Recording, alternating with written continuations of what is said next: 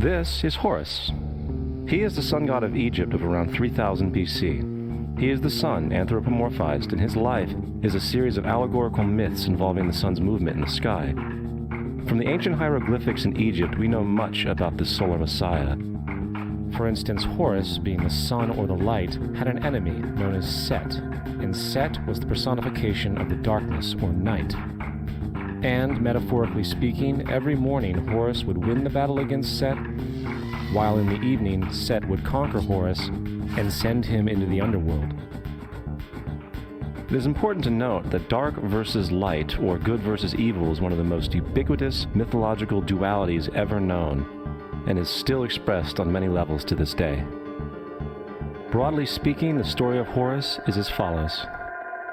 Horus was born on December 25th of the Virgin Isis Mary. His birth was accompanied by a star in the east, and upon his birth he was adored by 3 kings. At the age of 12, he was a prodigal child teacher, and at the age of 30, he was baptized by a figure known as Anup, and thus began his ministry. Horus had 12 disciples he traveled about with, performing miracles such as healing the sick and walking on water. Horus was known by many gestural names such as the Truth, the Light, God's Anointed Son, the Good Shepherd, the Lamb of God, and many others. After being betrayed by Typhon, Horus was crucified, buried for 3 days, and thus resurrected. These attributes of Horus, whether original or not, seem to permeate many cultures of the world, for many other gods are found to have the same general mythological structure. Attis of Phrygia, born of the Virgin Nana on December 25th, crucified, placed in a tomb, and after 3 days was resurrected. Krishna of India, born of the Virgin Devaki, with a star in the east signaling his coming. He performed miracles with his disciples, and, upon his death, was resurrected. Dionysus of Greece, born of a virgin on December 25th, was a traveling teacher who performed miracles such as turning water into wine. He was referred to as the King of Kings, God's only begotten Son, the Alpha and Omega, and many others. And, upon his death, he was resurrected. Mithra of Persia, born of a virgin on December 25th, he had 12 disciples and performed miracles, and upon his death was buried for 3 days and thus resurrected. He was also referred to as the Truth, the Light, and many others. Interestingly, the sacred day of worship of Mithra was Sunday. The fact of the matter is, there are numerous saviors from different periods from all over the world which subscribe to these general characteristics. The question remains, why these attributes? Why the virgin birth on December 25th? Why dead for 3 days in the inevitable resurrection? Why 12 disciples or followers? To find out, let's examine the most recent of the solar messiahs. Jesus Christ was born of the Virgin Mary on December 25th in Bethlehem. His birth was announced by a star in the east, which 3 kings or magi followed to locate and adorn the new Savior. He was a child teacher at 12, and at the age of 30 he was baptized by John the Baptist, and thus began his ministry. Jesus had 12 disciples, which he traveled about with, performing miracles such as healing the sick, walking on water, raising the dead. He was also known as the King of Kings, the Son of God, the Light of the World, the Alpha and Omega, the Lamb of God, and many, many others. After being betrayed by his disciple Judas and sold for 30 pieces of silver, he was crucified, placed in a tomb, and after 3 days was resurrected and ascended into heaven. First of all, the birth sequence is completely astrological. The star in the east is Sirius, the brightest star in the night sky, which, on December 24th, aligns with the 3 brightest stars in Orion's belt. These 3 bright stars in Orion's belt are called today what they were called in ancient times, the 3 kings. And the 3 kings and the brightest star, Sirius, all point to the place of the sunrise on December 25th. This is why the 3 kings follow the star in the east, in order to locate the sunrise, the birth of the sun.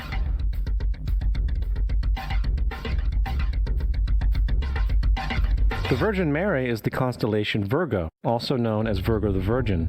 Virgo in Latin means virgin. Virgo is also referred to as the house of bread, and the representation of Virgo is a virgin holding a sheaf of wheat. This house of bread and its symbol of wheat represents August and September, the time of harvest. In turn, Bethlehem, in fact, literally translates to house of bread.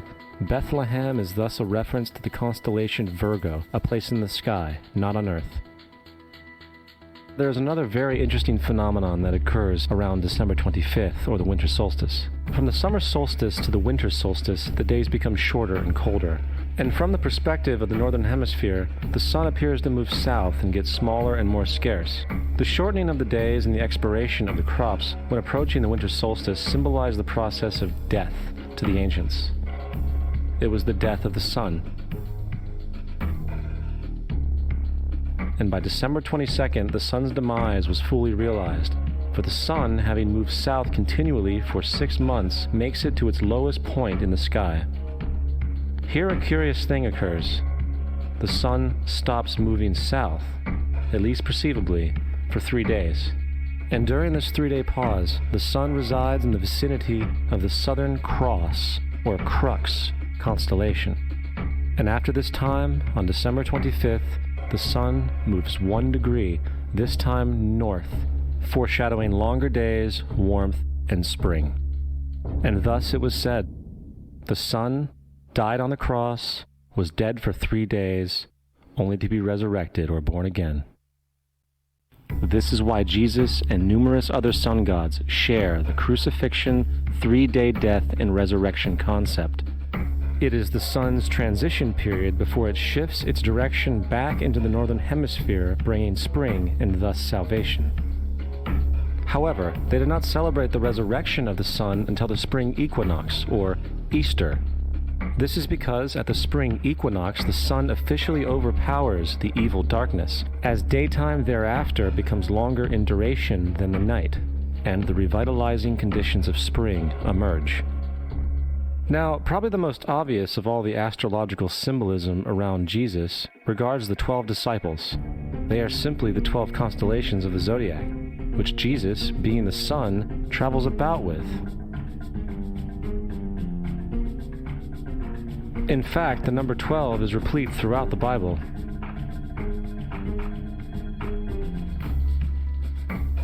Coming back to the cross of the zodiac, the figurative life of the sun, this was not just an artistic expression or tool to track the sun's movement. It was also a pagan spiritual symbol, the shorthand of which looked like this. This is not a symbol of Christianity. It is a pagan adaptation of the cross of the zodiac.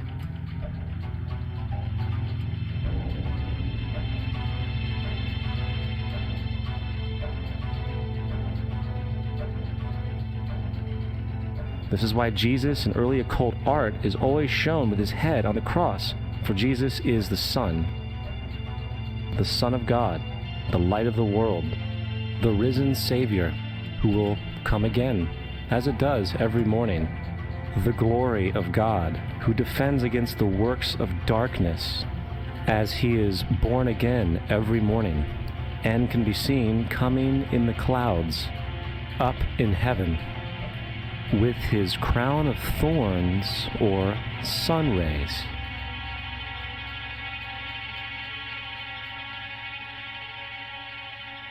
Now, of the many astronomical metaphors in the Bible, one of the most important has to do with the ages. Throughout the scriptures, there are numerous references to the age. In order to understand this, we need to be familiar with a phenomenon known as the precession of the equinoxes. The ancient Egyptians, along with cultures long before them, recognized that approximately every 2150 years, the sunrise on the morning of the spring equinox would occur in a different sign of the zodiac. This has to do with a slow, angular wobble that the Earth maintains as it rotates on its axis. It is called a precession because the constellations go backwards rather than through the normal yearly cycle. The amount of time it takes for the precession to go through all 12 signs is roughly 25,765 years. This is also called the Great Year, and ancient societies were very aware of this, and they referred to each 2150-year period as an age. From 4300 BC to 2150 BC, it was the age of Taurus, the bull. From 2150 BC to 1 AD, it was the age of Aries, the ram. And from 1 AD to 2150 AD, it is the age of Pisces, the age we are still in to this day. And in and around 2150, we will enter the new age, the age of Aquarius.